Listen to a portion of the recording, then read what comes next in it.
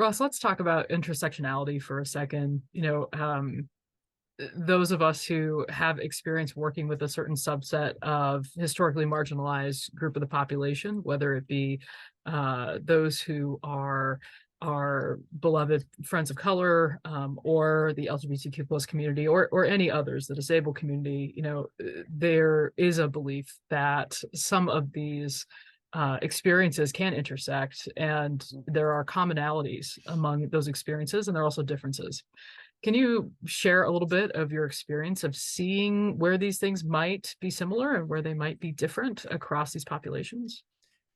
Yeah, I mean, one of the things that I've found, and again, I am a white guy who is gay, and that gives me a very particular perspective and aware of what I know and what I've experienced, and also what I don't know or what I haven't experienced, or what I only learn through other people, not something I'm going to kind of know intrinsically because of my own experience. But a few things that I've sort of found, I go back to that idea of the set apart spaces. I think this mix always of, it is really helpful to be with other people who share an aspect of your identity. It is really helpful to be able to commiserate, to be able to talk, to be able to not have to like censor yourself and try to say, oh, does this person really understand what I mean? But get to do that, do that set apart space. And we also all need to engage and interact in a bigger, wider world and be around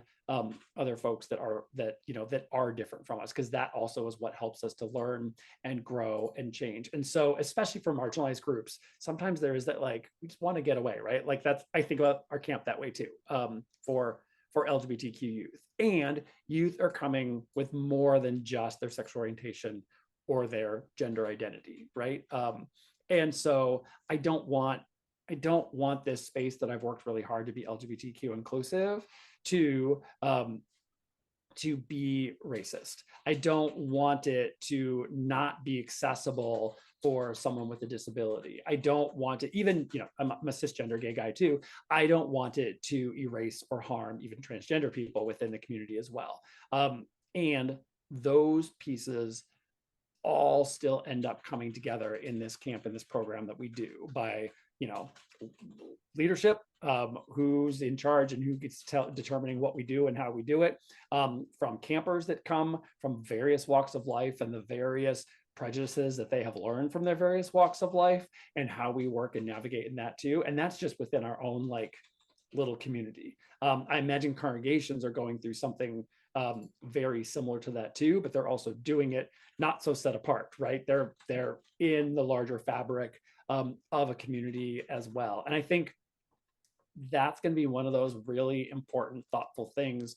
And I'm probably more speaking to my fellow white people for this more than anyone else too, is really having that awareness and that knowing of what we know and that what we don't know, and then doing whatever work we can do to educate ourselves, to learn how we do those same sort of tweaks in our programming, or even how we're going to talk about the world at large. And who are those sources that we can listen to, trust, follow, amplify to others. I think part of it also is this person and their books or their Instagram account or whatever has been really educational and helpful for me.